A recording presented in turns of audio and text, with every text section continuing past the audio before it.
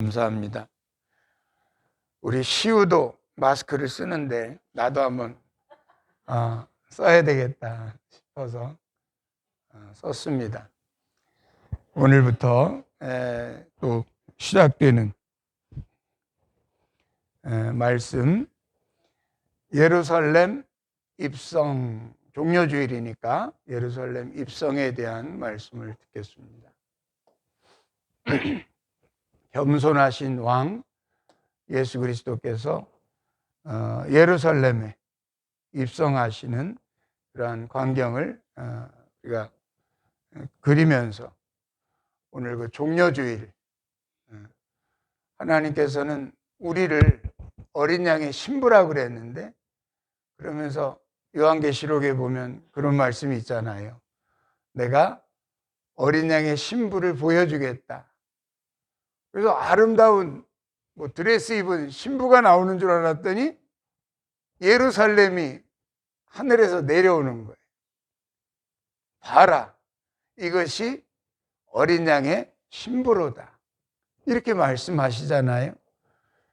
하나님의 교회다운 교회가 어린 양의 신부가 될 줄로 믿습니다.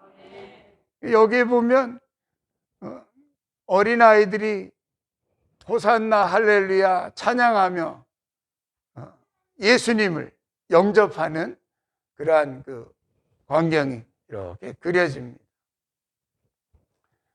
그리고서 또 그 오시는 길을 영접하려고 자기의 겉옷을 벗어가지고 주님 오시는 길에다가 깔아드리고 만왕의 왕 대신 예수 그리스도를 영접하는 그러한 아름다운 모습이 오늘 종려주일에 예루살렘 성으로 입성하시는 예수 그리스도의 모습이 아닌가 그렇게 생각을 합니다. 우리 주님께서 들어오십니다. 주님께서 들어오시는데 성을 보시면서 우셨다고 그랬어요. 가까이 오시면서 성을 보시면서 우셨다는 거예요. 기쁘셔서 그래, 내가 이 땅에 정말 나를 위해서 지어놓은 성전에 내가 이제 들어가는구나. 사실은 기뻐야 하셔야 될 텐데 이 성을 보시면서 우셨다는 거예요. 너도 오늘날 평화에 관한 일을 알았더라면 좋을 뻔하였거니와 내 눈에는 숨겨졌구나. 그러면서 예루살렘을 들어가시면서 우신 거예요. 그 예루살렘에 들어가셔서 하신 일이 뭡니까? 이 속에 주님께서 들어가신 이유는 당신이 이제 이 땅에 오신, 죽으러 오신 그 일을 이루기 위한 마지막 한 주간에 일어나는 사건들입니다. 어떻게 보면 사자굴로 들어가시는 거예요. 당신이 이제 죽으러 이 땅에 오셨는데 마지막에 죽으러 오신 그 예수 그리스도께서 6월절 어린 양 그 일을 이루시려고 이 땅에 오셨는데 맨 마지막에 어떤 일들이 일어나야 됩니까? 저자를 잡아서 그냥 빌라도에게 고소하는 그러한 모든 그 사건들이 아직 일어나지 않았지만 주님의 눈에는 이미 선한 거예요. 선한 거예요. 여기에 들어가시면 주님께서 이제는 책 잡힐 일을 붙들리실 일밖에 없는 거예요. 근데 주님께서 그 일을 하기 위해서 이 땅에 오셨기 때문에 예루살렘으로 들어가시고 정면 돌파하시는 거예요. 그러면서도 여기에서 우리가 놓치지 말아야 될 것은 말씀대로, 무엇대로? 말씀대로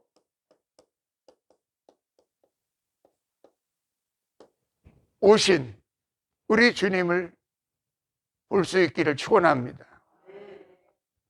스가랴서 9장 9절에 보면 주님을 향해서 그렇게 예고하고 계십니다.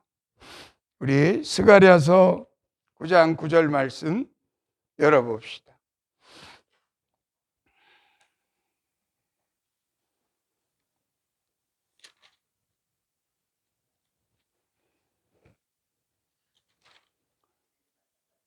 스가랴서 9장 9절 말씀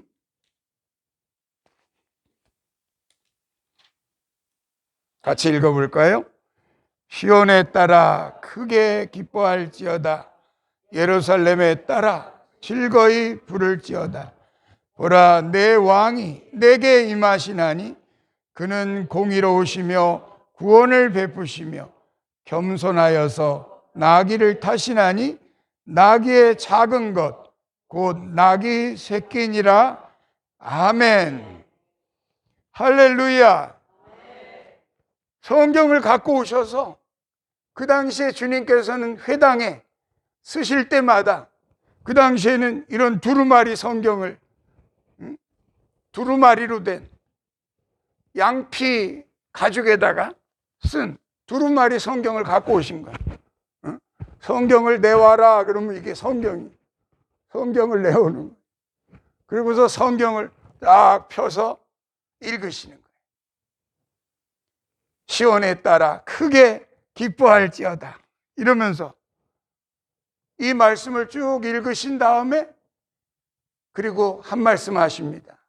오늘 이 말씀이 너희에게 응하였느니라. 말씀을 이루기 위해서 이 땅에 오신 거예요.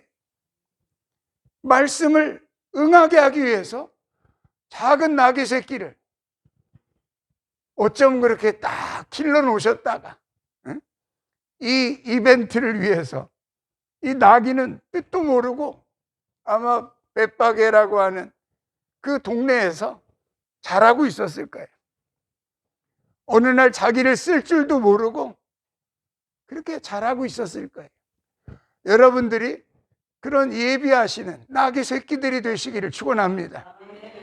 주님께서 타고 들어가실 그런 나귀 새끼들처럼 하나님께서 어딘가에 당신의 말씀을 이루기 위해서 어딘가에 다 미리 예비해 두신 거예요. 그 두 제자에게 건너편 마을로 가서 아무도 타보지 않은 그 나귀 새끼를 끌고 오너라. 주인이 뭐라고 하거들랑 주가 쓰시겠다 하라 하면서 아주 자세하게 일러주시잖아요. 그러니까 주인이 여보게 이거 왜 끌고 가나, 이거 내가 우리 집 낙인데. 옛날에도 그랬지만 나귀는 이 집의 큰 재산이에요. 우리나라 그 소 한 마리 있으면 소가 얼마나 많은 일을 합니까? 소 새끼를 누가 끌고 간다고 생각해 보세요. 가만 놔두겠어요? 여보게 우리 집 소네 왜 끌고 가나? 당장 못 끌고 가게 하죠. 주가 쓰시겠다 하십니다. 그 주가 누구요? 만약에 하나님을 알지 못하는 예비하신 일이 아니라면 그거 뭔 소리요? 하고 아마 당장에 그 일을 흐트러 버릴 거예요. 하늘에서 예비하시는 일들이 땅에 그대로 이루어지는 줄로 믿습니다. 먼저 말씀하셨으니까 스가랴 선지자를 통해서 500여 년 전에 예수님 오시기 500여 년 전에 미리 말씀하신 대로 주님께서는 그 일을 꺼내 놓으시는 거예요. 우리 눈앞에 꺼내 놓으시는 거예요. 하나님의 말씀은 이미 말씀이 나갈 때 이미 응하여 있는 줄로 믿습니다. 말씀하심에 빛이 있으라 하심에 즉시 빛이 있었던 거지, 빛이 있으라 그러고선 뭐 몇백 년 지난 다음에 빛이 생기는 게 아니에요. 말씀이 나가면 그대로 이루어지는 줄로 믿습니다.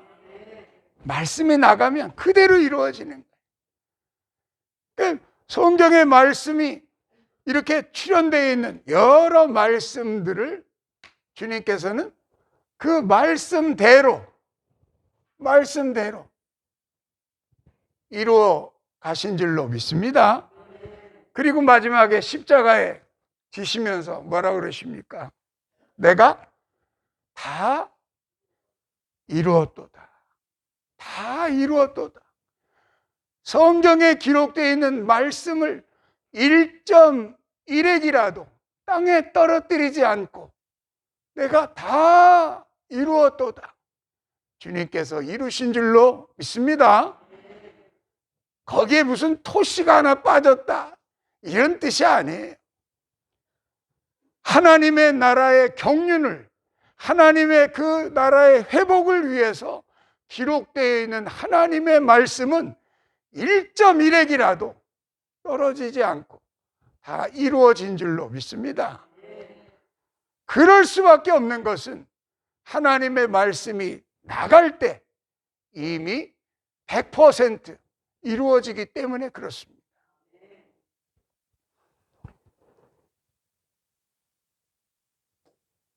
사자굴 속으로 들어가지.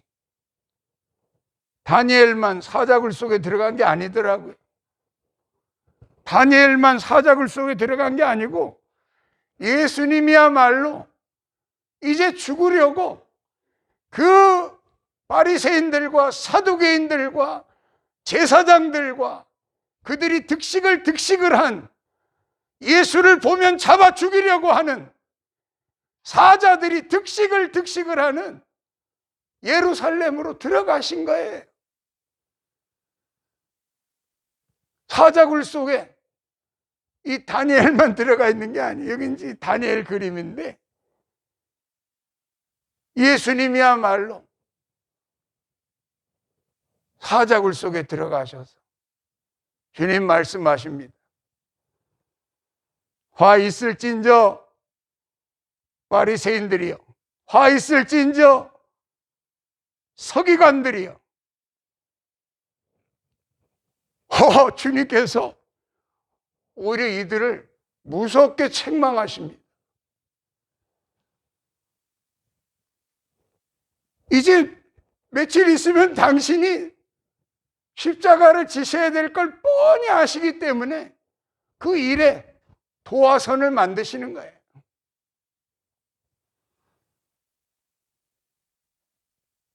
심지어는 뭐라고 말합니까? 이 맹인들이요, 이 눈먼 인도자들이요, 너희가 맹인된 자로서 어찌 너희가 내 자녀들을 인도할 수 있겠느냐 하시면서 아주 마태복음 23장에 읽어보면 화 있을진저 서기관과 바리새인들이요, 너희가 지식의 열쇠를 가져가고 너희도 천국 못 들어가고 천국 들어가려고 하는 자도 막아서는구나 하시면서 아주 놀랍게 무섭게 야단을 치십니다. 23장 내내 전체가 야단치는 내용이에요.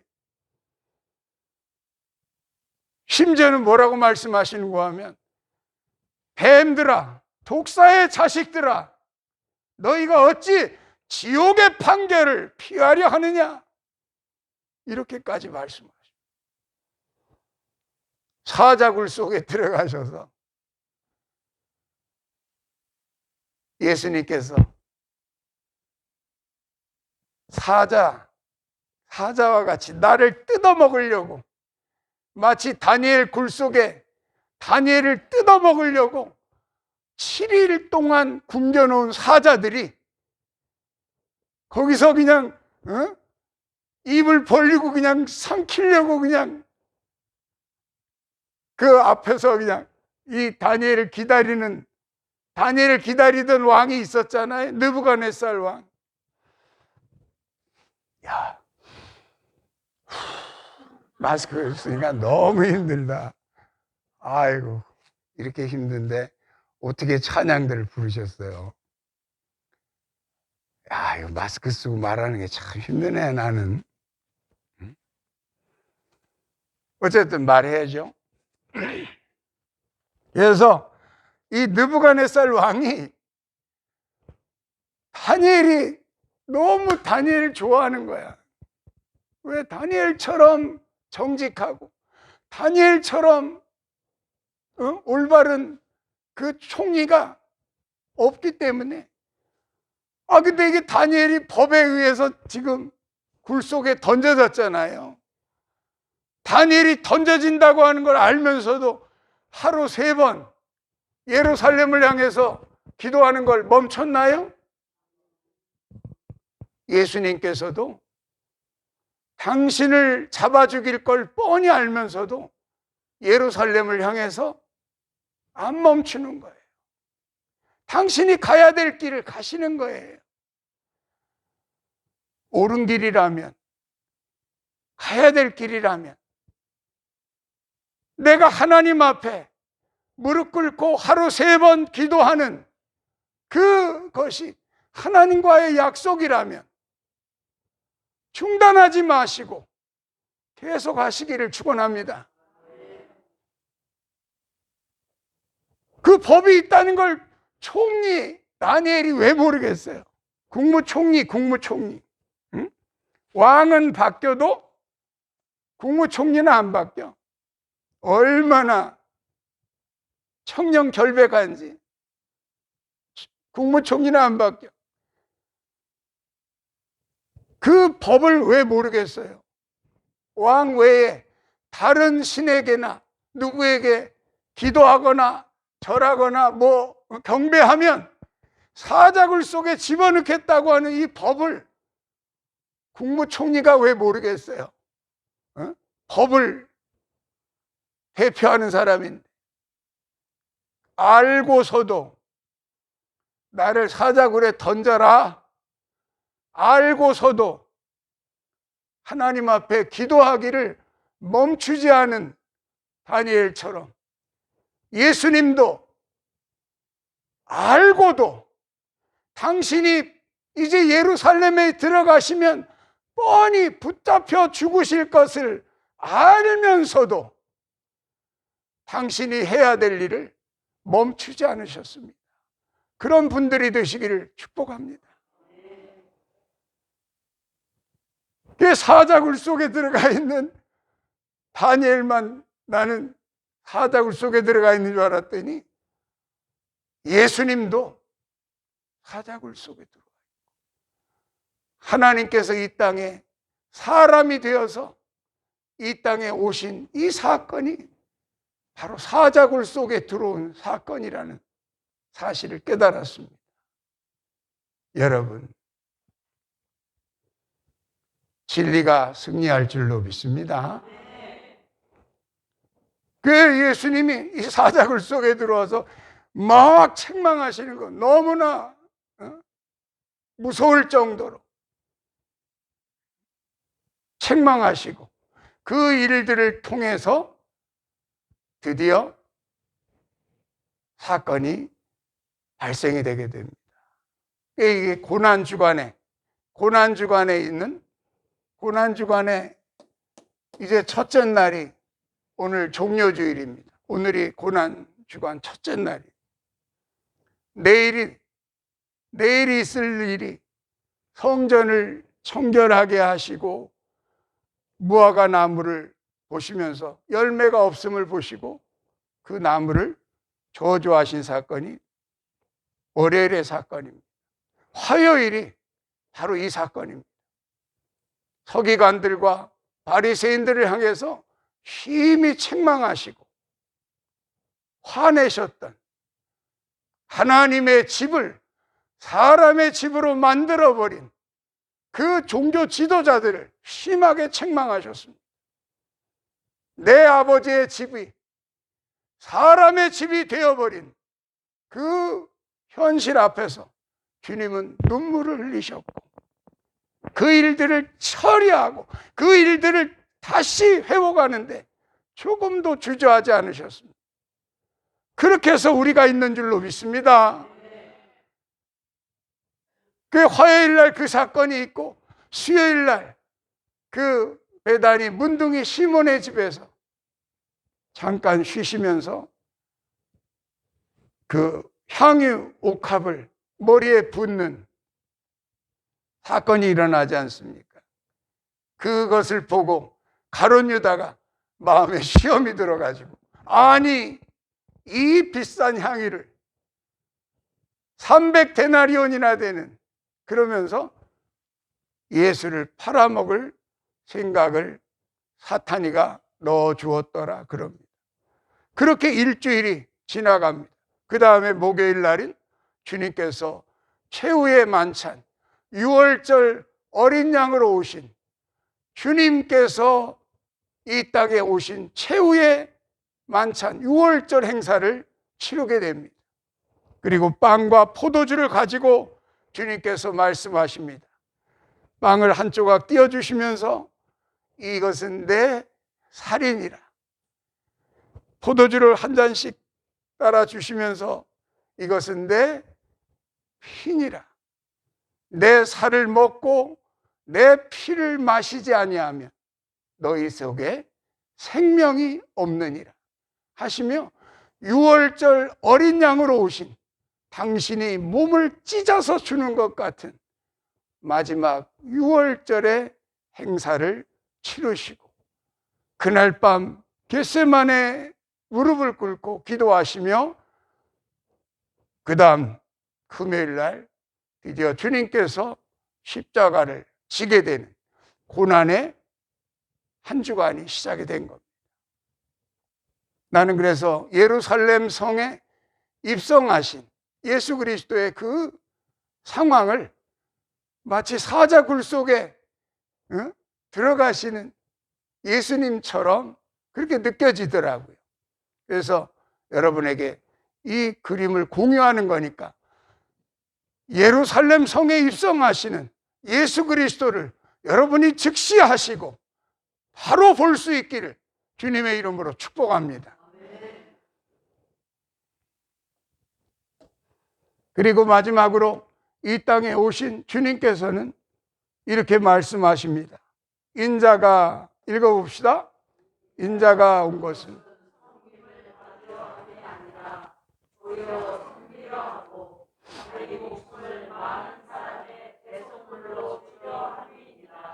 아멘.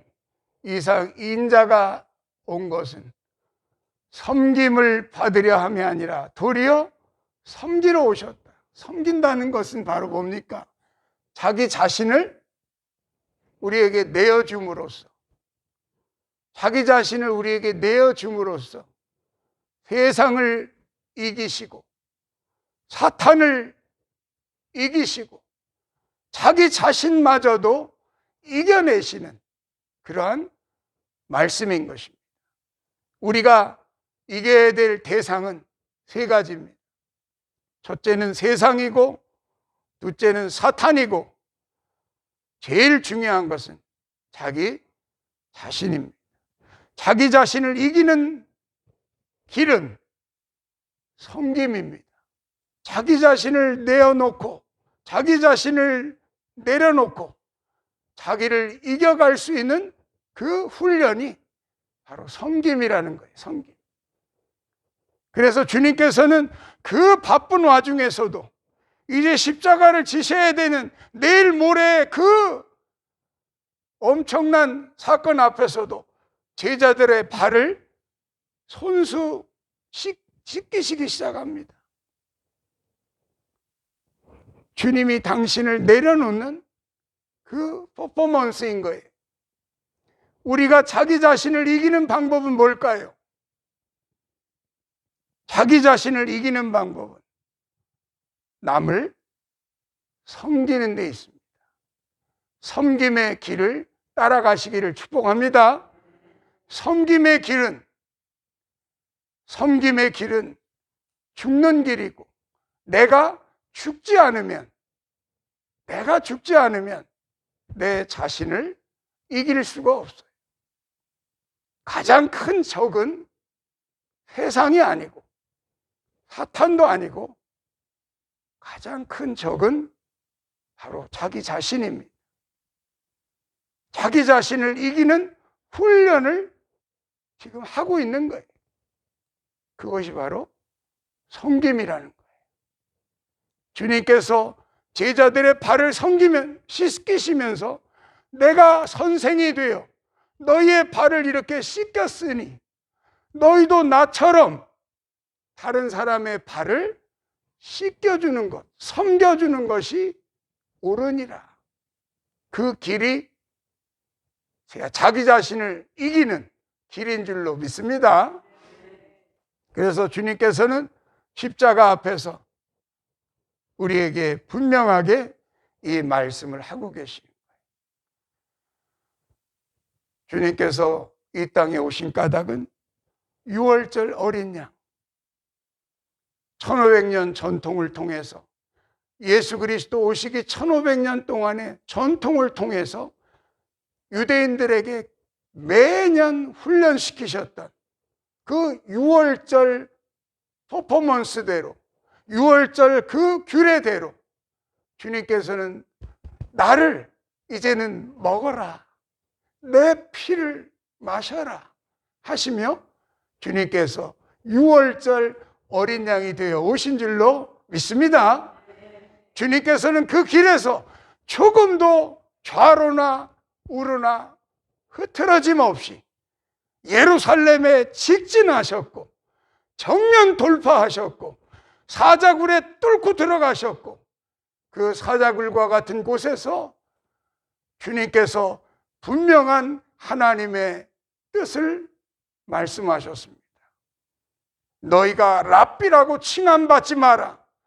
정말 선생님은 오직 우리 아버지 하나님 한 분밖에 없느니라 하시면서 그 당시에 랍비의 칭함을 받고 있는 자들에게 너희가 랍비라고 칭함받지 마라 하시며 야단치셨습니다. 나는 이 말씀을 읽으면서 내 자신을 바라봤습니다. 여러분이 이 말씀을 들으면서 자기 자신을 바라볼 수 있기를 축원합니다. 그래서 주님께서 정말 회복하기를 원하시는 예루살렘, 하나님이 기다리시는 예루살렘, 그것은 어린 양의 신부입니다. 여러분들이 어린 양의 신부들이 되어서 정말 사람의 집이 아니라 하나님의 집이 되었구나. 이제는 너희가 사람의 집이 아니라 하나님의 집이 되었구나. 전날에는 일상의 쳇바퀴 속에서 정신없이 살던 네가 이제는 일상의 쳇바퀴에서 빠져나와서 다람쥐 쳇바퀴 도는 것 같은 그 일상의 쳇바퀴 속에서 빠져나와서 나를 바라보는구나. 너희가 먼저 그의 나라와 의를 구하면 너희에게 필요한 것을 내가 더해주겠노라. 하나님의 약속을 의지해서 이 세상이 정신없이 돌아가는 다람쥐 쳇바퀴 도는 것 같은 이 세상에 정신없이 1년이 어쩌면 그렇게 빨리 갑니까? 1년만 빨리 가겠어요? 한평생도 지내놓고 보면 우리 어머니한테 물어봐야 될 거예요.